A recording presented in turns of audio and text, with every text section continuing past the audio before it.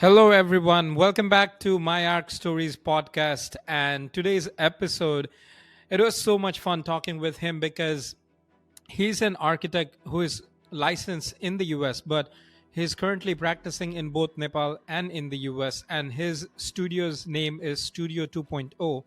And that's why this podcast, you can break it down into two parts. So, on the first part, we talked about what's the experience of running a firm in Nepal and the contrast between running a firm in Nepal and in the US.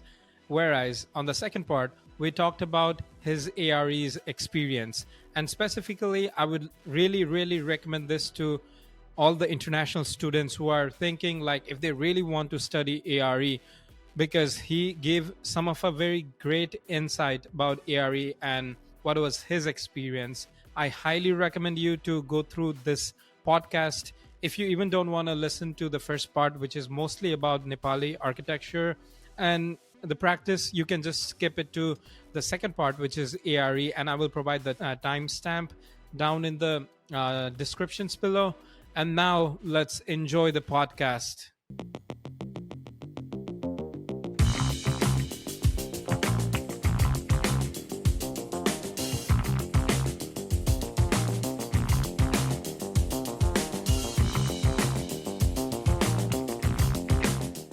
Welcome, Razandai. So, how is your visit to Nepal? Yeah, it's been pretty good. Um, I just landed here for Tihar Mhm. and got a chance to enjoy Tihar, and then yeah, I've been enjoying the weather.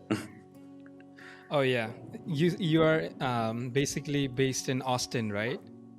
Yes. Currently, I'm based off of Austin. Okay. Yeah, I mean, I can imagine the weather there. It's kind of similar to Dallas. Yes, Must be yes, very hot. Yeah. yes. Every time when the summer hits, I kind of miss Nepal Yeah. even Oh more. my God. But this time it's getting a little bit colder here in Dallas. Yeah, I've heard. Yeah, and um, yeah, I like Austin's and even like Texas winter even better. I usually go to Big Bend during winter, and it's amazing Mhm. temperature wise and weather wise. Yeah, I think um, I was there in Iowa for 2 years, and the weather there was very extreme, like extreme cold. And moving here to Dallas, it's extremely hot during summer, but I feel like I still enjoy the rest of the year because summer is it's just like 3-4 months, but then the Mhm. rest of the year it's very pleasant. And so yeah, let's talk about your architecture journey. First of all, could you please introduce yourself? Sure. So hi, I'm Razan Karmacharya. I'm originally from Nepal, but did all my architectural education in US. So I did my Bachelor of Science in Architectural Studies, and then worked for a couple of years, gained some experience, and then did my master's in architecture. And currently, um, I have more than like a decade of experience in architecture. I've mostly done, technical side of architecture, and then slowly moved on to being a project manager as well uh, for Studio 2.0. Okay, so you are also co-founder of Studio 2.0, which is based in Nepal, right? Yes. Okay, so okay, one interesting thing, why the name is Studio 2.0? I always wanted to ask about it. So the way it started was we wanted to um, um, you know we wanted to incorporate technology into architecture. So what thought was being a studio and architecture studio, and being Studio 2.0 would be like the next version of an architecture firm. So that's how it started, and we liked the although it's a little longer, we liked the sound of it. So yeah, just ran with it. Okay. Yeah, I mean, it's a really interesting name because, like, even when I heard the name, I'm like, okay, this seems interesting. And I also saw a few videos, like, you guys did some drone survey or something. And I'm like, okay, someone is using some tech in Nepal, and that's really awesome. So, you are professionally active in both Nepal and in the US. So, what do you find is the major architectural difference in terms of practice while practicing in Nepal and in the US? The major difference would be the level of detail that goes into a design process. I started my work experience in US, and I had to immediately dive into like a lot of detailing, a lot of BIM modeling. But here in US, but here in Nepal, I realize there's not much of that. Um, uh, the usual practice would be just starting off with some schematic design, explaining the clients what the vision is, and just diving straight off of that to a little bit of design development uh, for the AIJ process here in Nepal, and then So immediately. one thing. I I'm want to sorry. cut it off because you said AHJ. Maybe viewers they won't know what's the full form. So if you want to expand Oh, on sorry that, about that. yeah. So the authority having jurisdiction here in Nepal would be, what we call the Naksapas.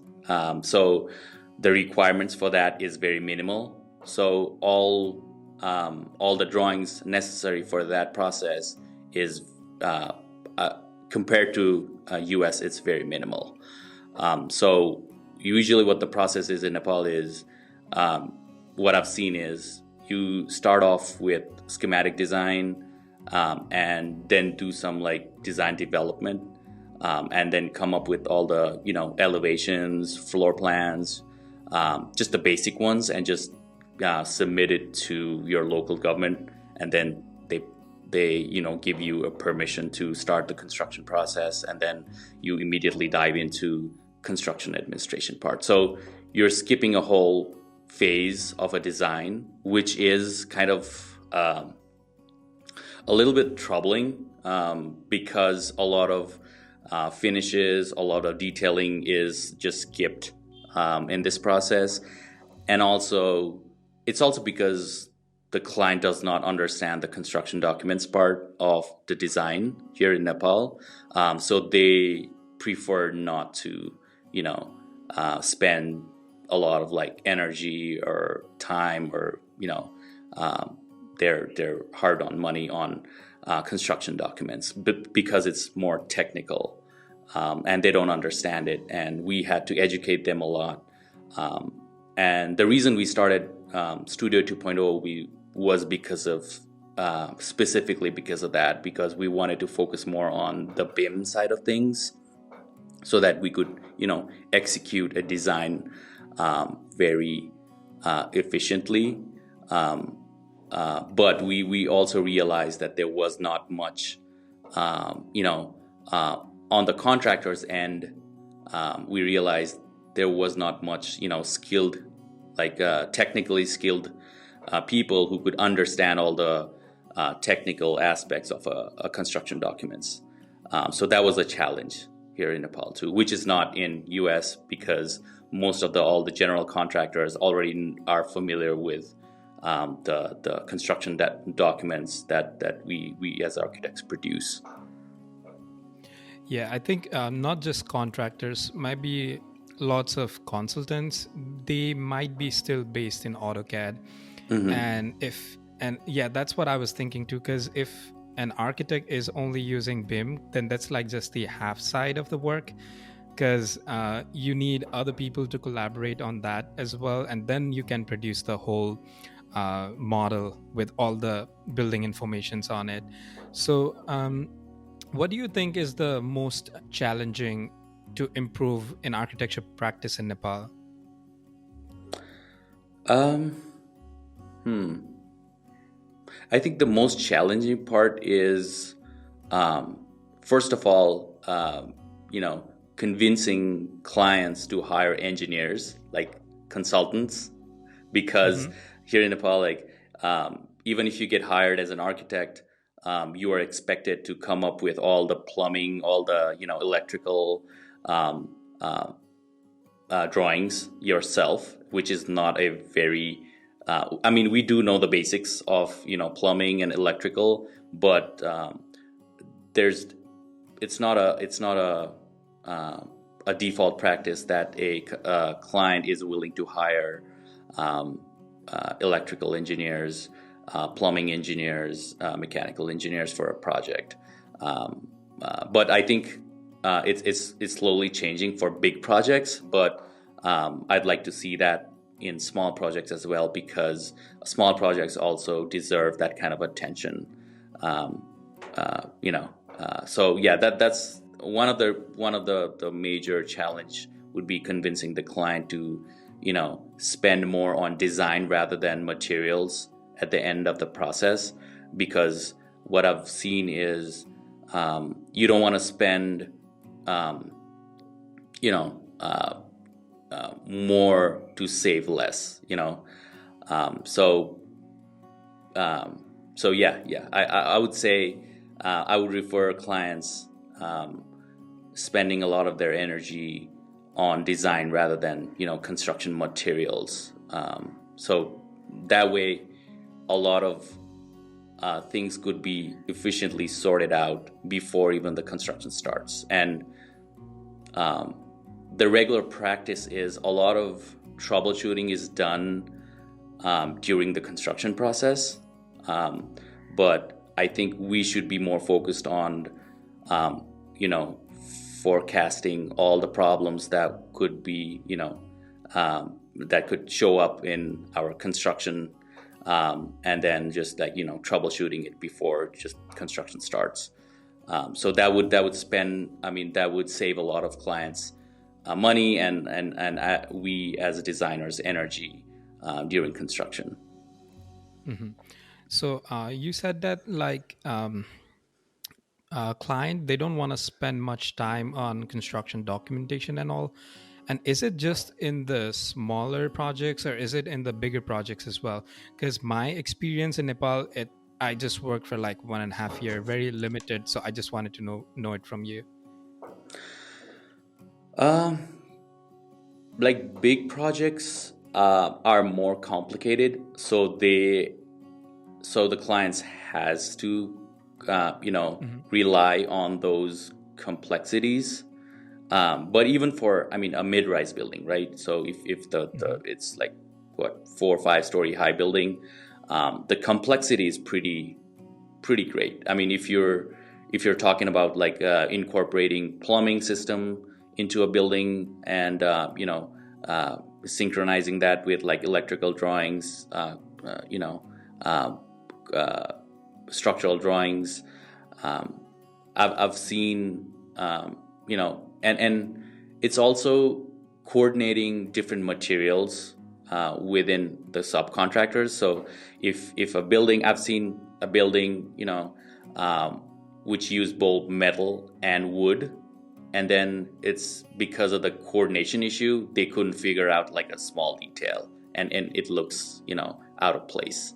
So things like that could be well coordinated using BIM and other other softwares that's very easily available and easily um, well communicated before even the construction starts.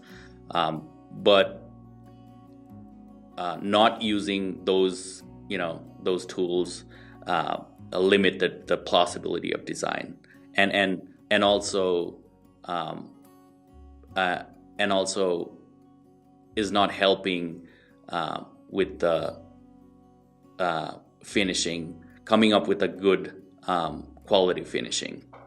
at the end of the construction process. Okay. So I think like we talked about the challenges, and also I wanted to touch upon like the challenges of incorporating BIM technology in Nepal, because like to have the BIM technology we kind of need to subscribe for Revit, and it's kind of expensive software. So do you see like any architecture firm like doing that, or how is the situation right now? Not much, but I think it's slowly changing because um, architecture in Nepal also have realized the potential of using BIM softwares. It's easy to coordinate. There are a few challenges, like you mentioned. There's a cost involved, and it's very hard to maintain that recurring expense for an architecture firm, and also to consultants, because it's even if the architect decides to use a Revit or whatever, and then if the consultants are stuck with the old-fashioned like 2D drawings, we have to hire an in-house a person to just convert all the CAD drawings into Revit and incorporate it into our BIM model. But I think um, it as the complexity of the project grows, I think BIM is more well accepted, and we have also seen students, like fresh graduates, really interested in BIM, like compared to like a couple of years ago. So we have seen a lot of like students or fresh graduates having some experience with BIM tools like Revit, um, than few years ago. Hmm. So even talking about BIM, I'm also doing a lot of BIM stuff nowadays. So I'm also getting lots of informations on that. And now I can see like why we have to use BIM, because like if there is no one to educate about it, then like you won't even know. But at the same time, I also wanted to ask, like, are you guys using BIM in your office in Nepal? Like Yes, Revit or okay. yes, we try to, because like um, if it actually depends on the client as well. Some clients does not uh, our strategy has changed. In the past, we used to use BIM models for like all the projects, but what we realized is like the clients, do not care what tool we used. They just care about like the design decisions that needs to be you know uh, executed, or planned. So it depends on what kind of project we are working with. If we are working with a very small project, like a small interior of a retail store, we would just do it like using SketchUp. But for big projects like multi-story buildings, we usually go with Revit or some other BIM software, and also give them, because um, it if you use a BIM model, it takes a lot of time documenting all your design decisions into a model. But if you use any other software that's for a simple project, it might not be necessary for the client. So yeah, it depends on the project. Okay. Yeah, because BIM is very front loaded, because like you have to do a lot of groundwork before starting a project. Like you need Hmm. to define what kind of wall is it, and then like so many other things that you got to do. And if consultants are using model, then you got to link all of them. So kind of like I was just trying to understand that, like how it's going on in your office. So and we talked about challenges. What do you think about the opportunity? So like what opportunities do you see in Nepal which is not in the US, or maybe like just an opportunity in Nepal? Um, I would say there's not a much of incorporation of technologies into design processes, because we realize like a simple drone shot of a site is very helpful for a client to visualize, like how we see a site, because we usually see the site as from a bird's eye perspective, right? And the client, the client just see lines in a site plan, and they're not very familiar with the technicalities of a drawing. So just giving them the same view as we see it, and on top of that, if we do a US project, we do have a very high quality Google Earth image of a site, but we don't have that in Nepal. So a simple drone shot, just like 5 minutes of flying around on top of a site, would give a client a good perspective of what their site looks like and what their site limitations are. So things like that, and also just using a VR headset in a client presentation just completely changes perspective of what the project could be, what the interior of a project would look like when it's constructed.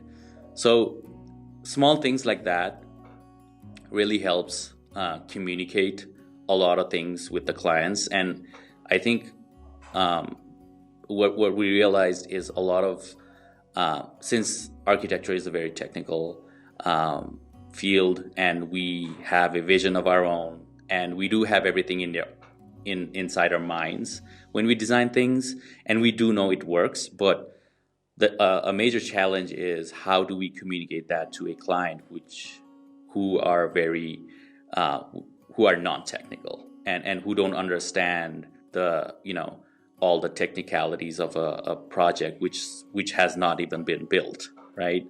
And at the end, the client is the one who's paying for all the design and all the construction part, so they have the right to know what's going on. And since we're collaborating with the clients, they have the right to know what's going on with their project. Mm-hmm. So I can see we can incorporate a lot of technology there. So talking about technology, because that's kind of like the added service, because I'm studying ARE, so I'm just trying to like get into that thing as well. So for the viewers who don't know, ARE, it's an architecture licensing exam in the US. So you have to take that exam, and then only you can call yourself an architect. And I think recently in Nepal as well, they have introduced this exam to call yourself an architect, right? Yes. I okay, yeah, I just saw somewhere. I was not really sure about that, but yeah, anyways, coming back to what I was saying, so like incorporating these technology, this is also kind of like, it's like the added service for the architect. And so what I'm trying to get into is like, what's the contract structure in Nepal? Because like here, AIA has their own contract structure. Like they have the basics of how you are contracting with client, and then like with consultant. But is there any like a structure for that in Nepal, or like how you guys are taking account of that? Unfortunately, we don't have anything like a standard set like AIA does, but we do reference a lot of our contracts, our custom contracts, referring to AIA.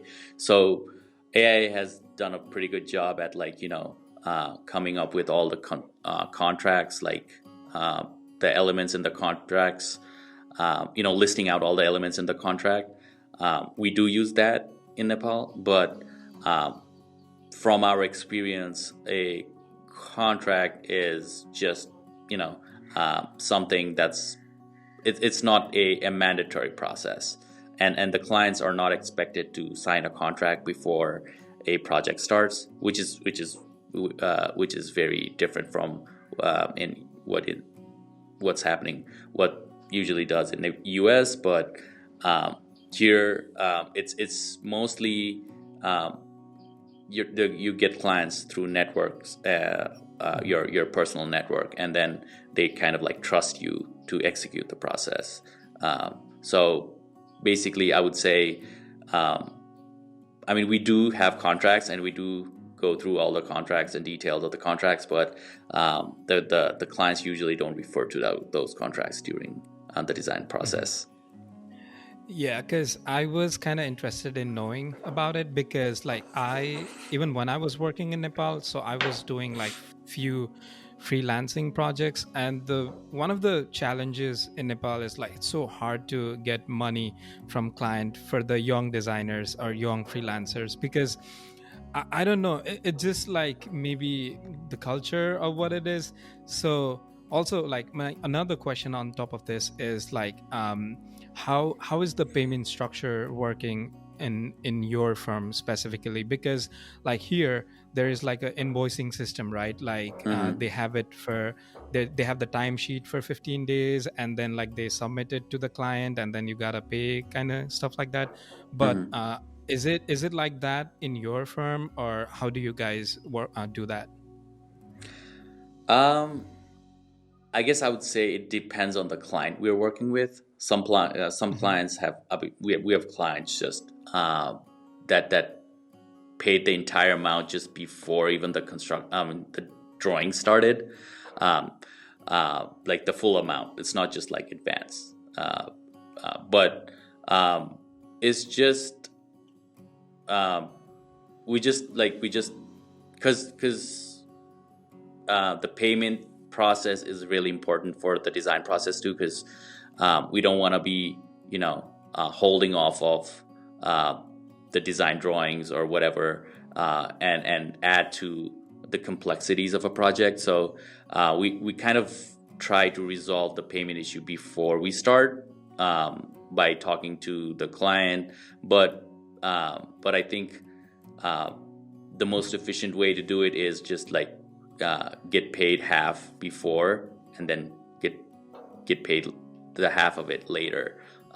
But it depends on the project too. If the project is big, we understand that there's a lot of like cost involved, a design cost involved. So we do try to work with our clients. But like you said, it's not easy. Getting your invoices cleared here in Hmm. Nepal, and it's kind of frustrating because we don't want to be spending our bandwidth on recouping all the invoices, the unpaid invoices. We would rather Hmm. prefer to focus on design and coming up with like great design, but we do have to like you know uh, spend a lot of our energy there too, Hmm. unfortunately. So I think most of the people want to know about like how payment structure work in the US. So could you like expand a little bit on that? Like the Um, one that I said earlier about like the timesheet and stuff, if you want to expand a little bit on that. I, to be honest, I don't have much experience on that part. Okay. But I would say like holistically, um, we get paid for the time that we spend on a project in US, but it's a little different in Nepal. So, because I mean everything is hourly, right, in US, but it's not so much here in Nepal. So I think uh, that adds that adds more complexity to how do we invoice the client here in Nepal. But yeah, it all comes down to like timesheets, uh, billing the clients, how much time we have spent as a team, as a design team, and then invoicing that to the client during different stages of design, and then just collecting the unpaid invoices. Hmm. So since we are talking so much about the ARE and the professional practice in the US, I wanted to ask one question. So I think this is the question for most of the international student. Like all of them, they're just thinking like, should they take ARE or not? Because most of us will have some kind of visa issues when we are like right after the school practicing. So what do you suggest? Like, what do you think about that? I did struggle with that question a lot when I was trying to take architecture AREs. But what I realized is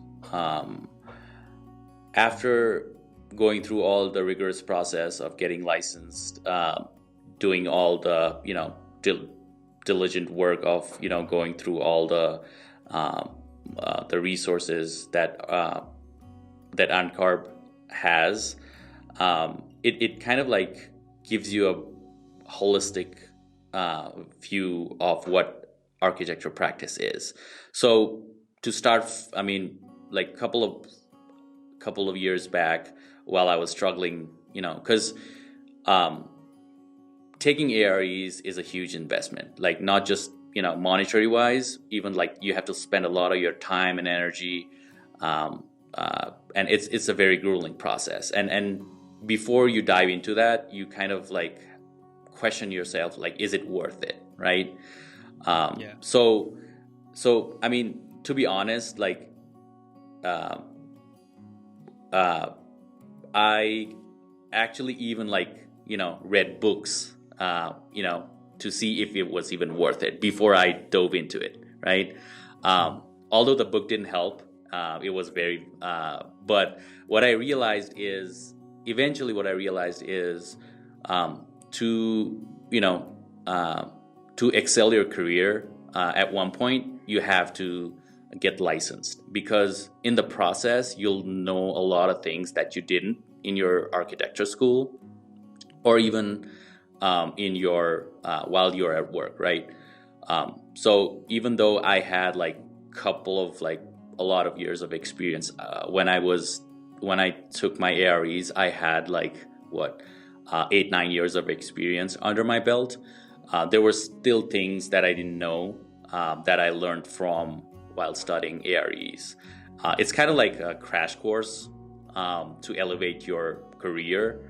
And I like, looking back, I couldn't have started it earlier, because it's kind of, there's a reason why it's very grueling, and it's very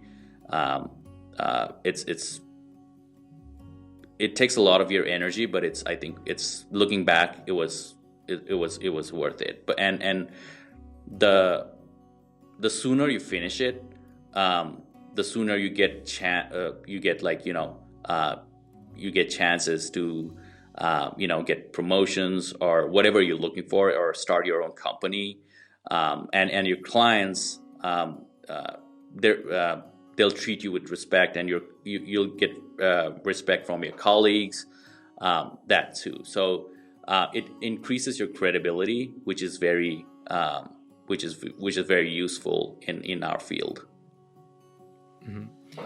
Yeah, because like it's kind of hard when you are thinking about your immigration status, and at the same time, like, oh, is it really worth it? Because like that's a huge amount of hours that you have to spend on that. So talking about ARE, so could you tell a little bit into detail of your licensing experience? Because I know like you are very much active in LinkedIn talking about like your experience, and so if you want to talk about that. Yeah, sure.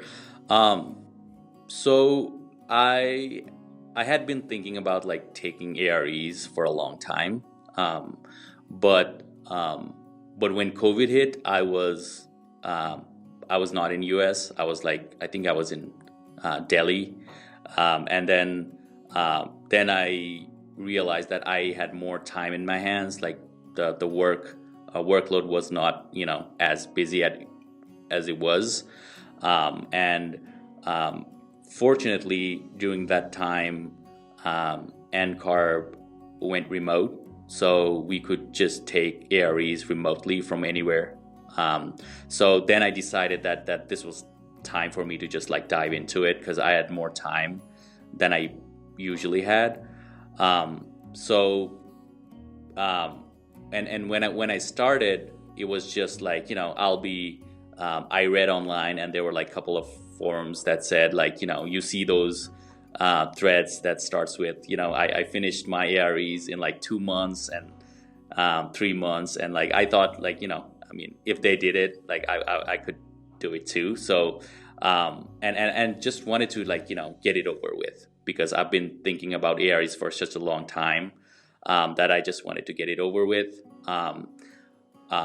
But I did not like pass. I was not expecting to pass all my exams in one shot. I actually went the Amber Book route, which helped me start.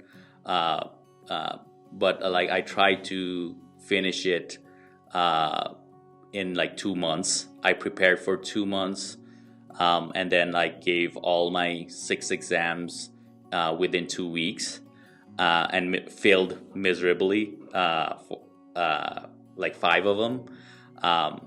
So what I realized after failing 5 of them is I did not know how to study for AREs. So I had to relearn learning for AREs. And I looked into other practices, like, like how doctors pass their licensing exams and how they study for it.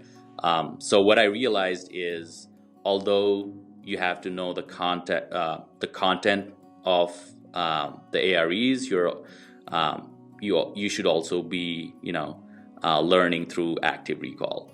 And I am a person, I knew that I was a person who learned from like, practicing rather than like, like reading or taking information passively.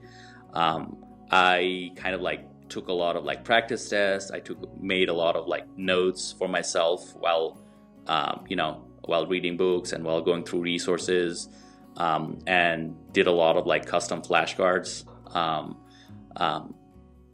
So after doing that, and after preparing for 2 more months, I passed like 4 out of 5, and then which like reinforced my enthusiasm and like my drive for just passing the exam.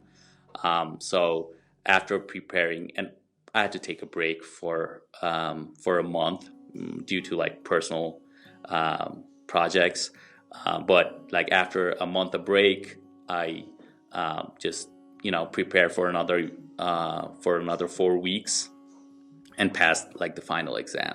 So I would say the most helpful thing during my exam, like preparation for exams, was focusing more on the active learning side of things, of learning, and being just persistent. Just not.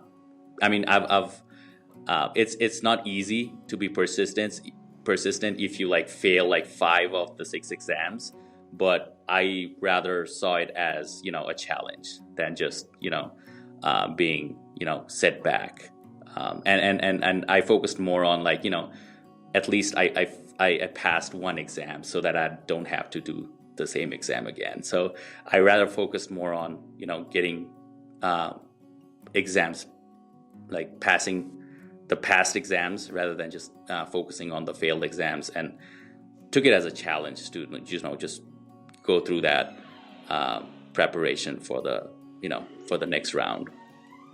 Mm-hmm.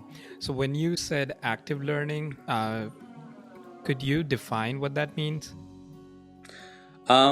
So the way I prepared was,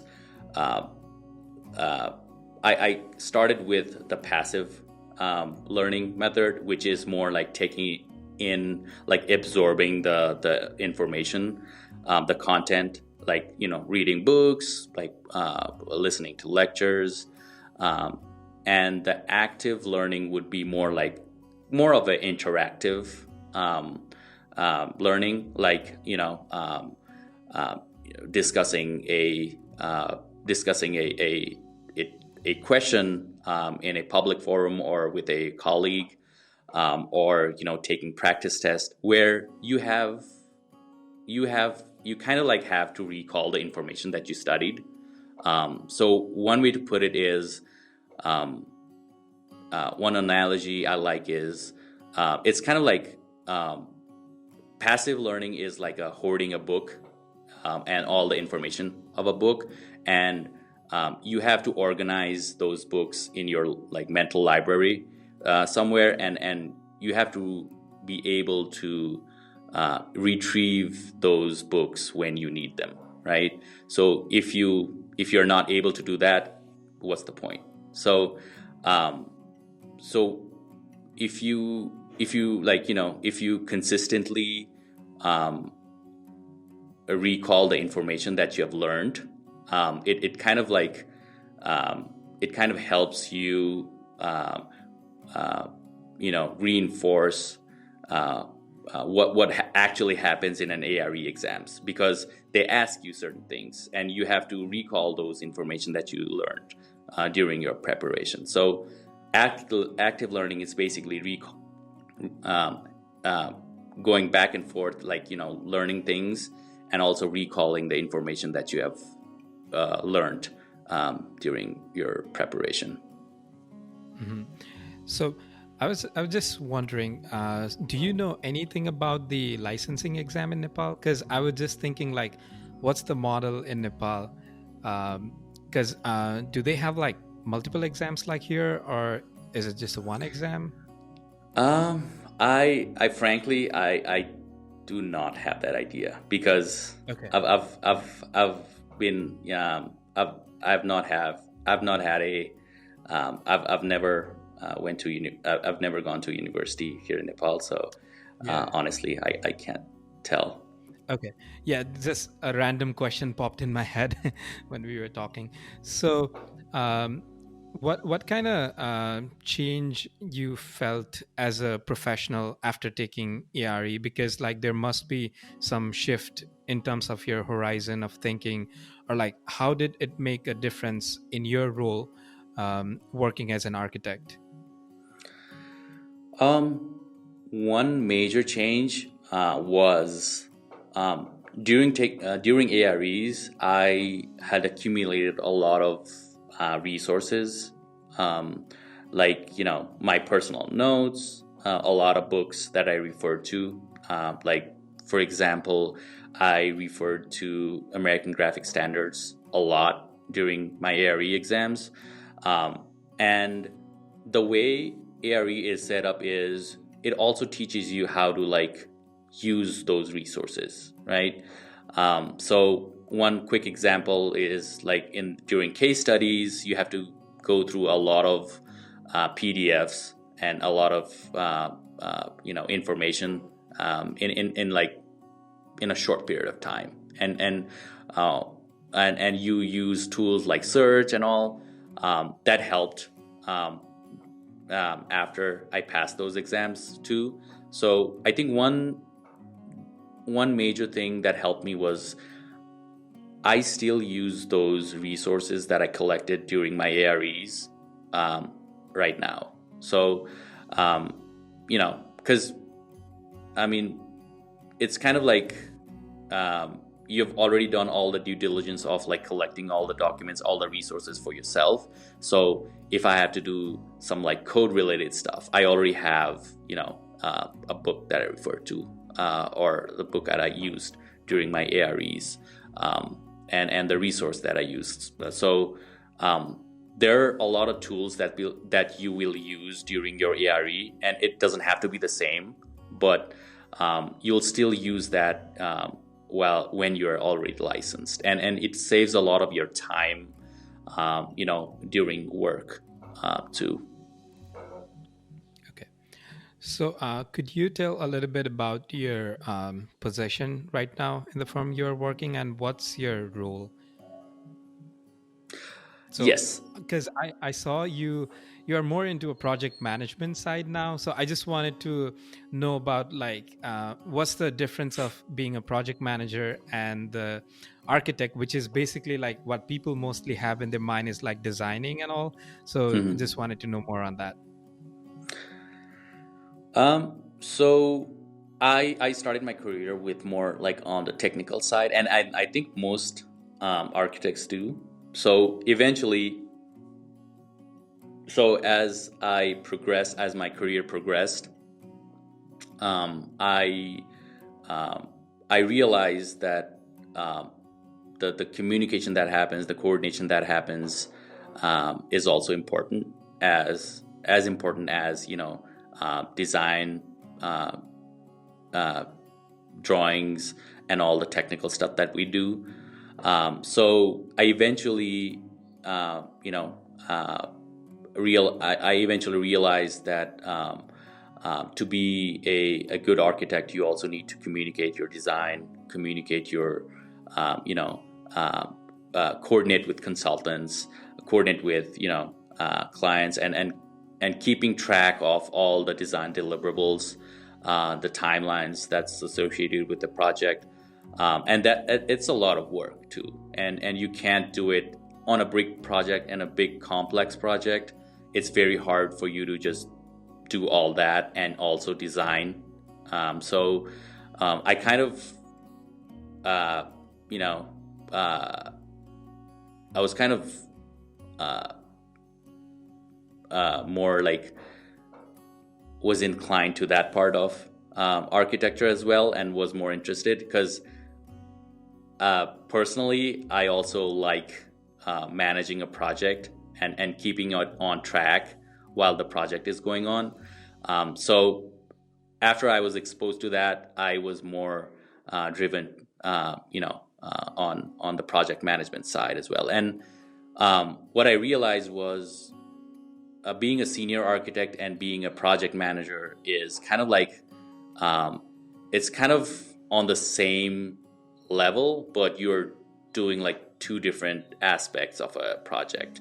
So one is more organizing, coordinating, keeping things on track, and the other is just executing the design, uh, design like ideas or design decisions, or documenting them in your construction documents. So although it's a little different, it's important to keep track of all the things that happens during a design. So yeah, I've been involved in both right now, but I think as things change, I would probably be more focusing on the project management side. So when you are doing a project management, like what are the actual scope that mostly you have to keep in the mind? Because I'm just asking from the perspective of a young architect, because they might not even know like what a project management looks like. So you mentioned about the coordinating with consultants and stuff like that. So I just wanted to know a little bit more detail on that, if you want to Sure. expand. So the way I see it is project management is you'll be looking at a holistic. You'll be looking at the project more holistically rather than just diving into details. Rather than the way the term I use is we're more focused on the bird's eye view rather than the frog's eye view. You have to keep track of things like most of the projects are time sensitive, right? So you create like strategies to make sure all your team members are on track and hit the deadline that we're supposed to hit.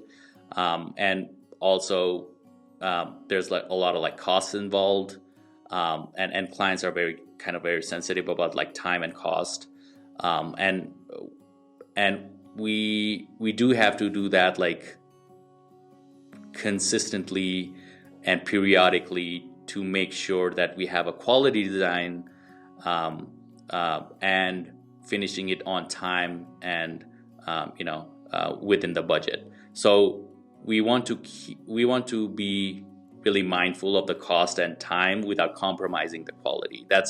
I think that's the holistically the job of a project manager.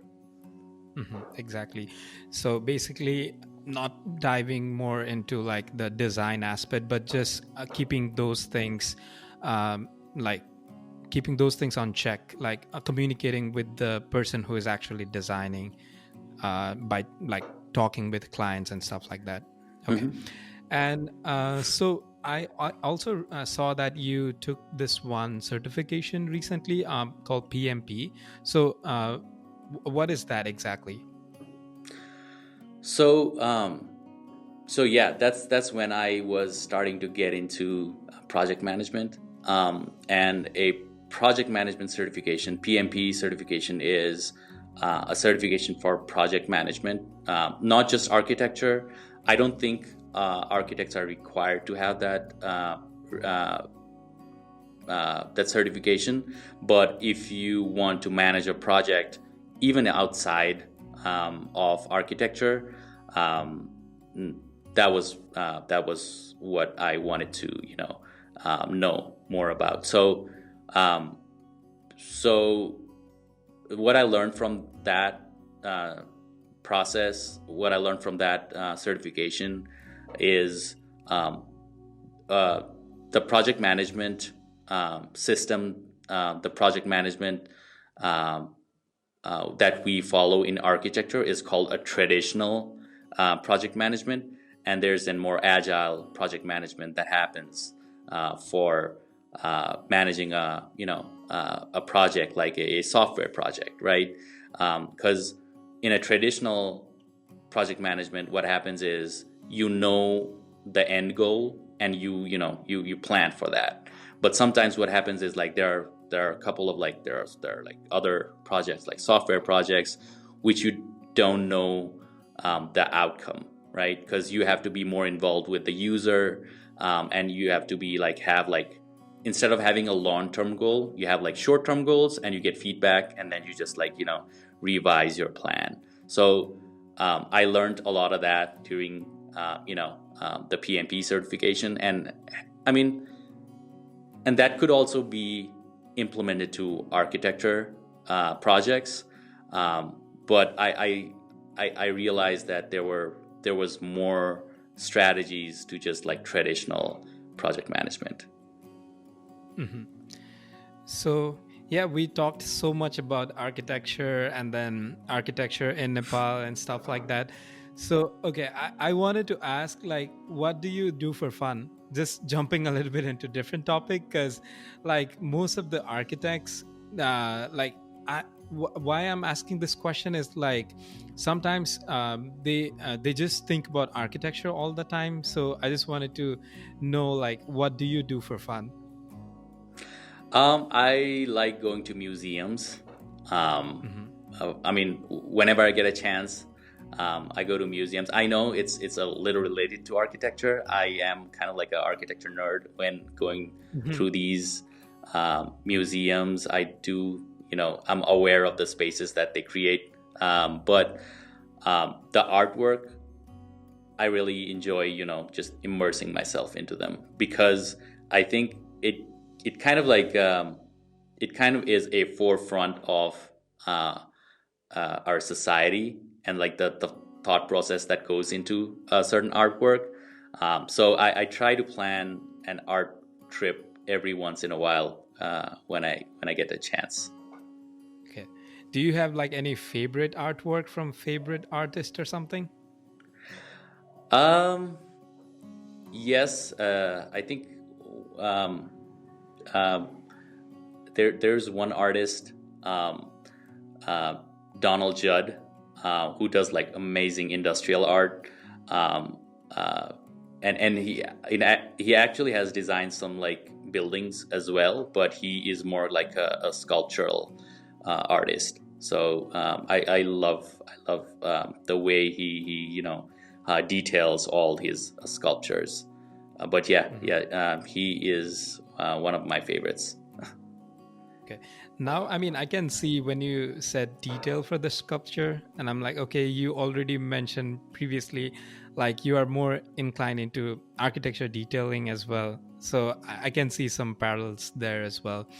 And so yeah, I also realized like most of the architects, they kind of need to understand about the art.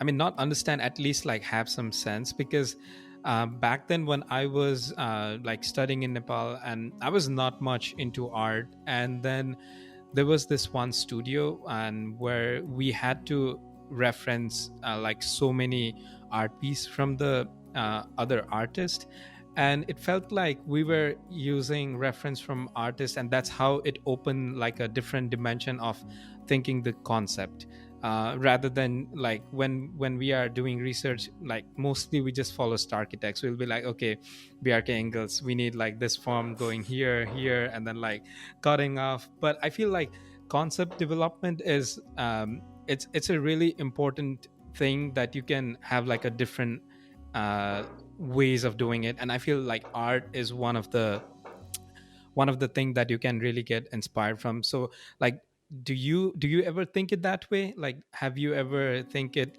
in terms of your projects? Yes, yes. There's a genre of art which is called conceptual art, which is very focused on, not the implementation of the art, but like the process of coming up with the idea. So one of my one of my other favorite artists is Saul Levitt, who has worked with IMP for as a draftsperson, and eventually he became an artist, and he does like amazing line works, and he is a conceptual artist, so the way that relates to architecture is we forget that we mostly focus on the conceptual part of the construction, whole construction, and we have to be wary about, like we are actually creating like the instruction to build a design or build a building. We are not like, we are not there in the field, like, building the building. We are actually coming up with the instruction to build a building, right? And we do, the way I relate to that conceptual art and our field is more like we are, we are more of a we are designing a concept of a building. We're not actually building a building, right? And that's important too. You have to have a great idea. You have to have a great vision to start a project, and which is very important in any architectural project. So I kind of relate that with the art that I'm enjoying, I guess. But yeah, I do see ourselves as kind of like a conceptual artist in a way. Hmm. So like we talked about so many things today. I just wanted to like sum up this whole conversation with like few advice that you want to give it to like young designer or architect who are um, thinking about pursuing ARE. That would be the first question, and another would be like someone who wants to come to the US, Mm-hmm. and that would be the second question. So if there is any advice from your side. Sure, sure. So, um, as for taking AREs, I would suggest anyone to do it as soon as possible, because it helps. It helps with your career, and it helps you be a better architect as well. So, I would encourage everyone who is thinking about like taking AREs to just jump in. You don't have to pass all the exams in a single pass. Some people do, which is great, but it's not for all of us. So I would suggest you to do it like as soon as possible, and and you'll realize after you're done with that is you'll be able to you'll be able to perform better than what you were used to. So I would really encourage anyone who's been thinking about taking AREs. And the second part you said, if you're thinking about like studying in US from Nepal or anywhere else, I would, I would suggest you do research on what program you want to join. And one mistake I did was I didn't know much about NAB accreditation. So Mm. um, when I first joined architecture school, I um, I didn't realize that there was a program that had NAB accreditation, which would which would help you get licensed, right? So after during my bachelor, while I was taking my Bachelor of Science in Architectural Studies, I realized that this was not. I wanted to get licensed, and this was not enough. So I had to come back to the school again, take my master's in architecture, which was a NAB accredited degree, and then eventually get licensed. So that would be the most important thing I would suggest people look into. Yeah. Yep. I can see that because I have talked with so many people, and then they're like, oh, yeah, we totally forgot about those things. And thank you so much for your time. I hope you had a great time with the conversation. And I personally enjoyed, and also it was kind of like a mentorship for me as well, because like all the questions was not just from the international student perspective, it was my own questions as well, because I was also very much confused with that. So yeah, it was a fun episode, and we're gonna end it here today. So all right, I will see you guys in the next episode with new guest. And until then, thank you for watching. All right, bye bye.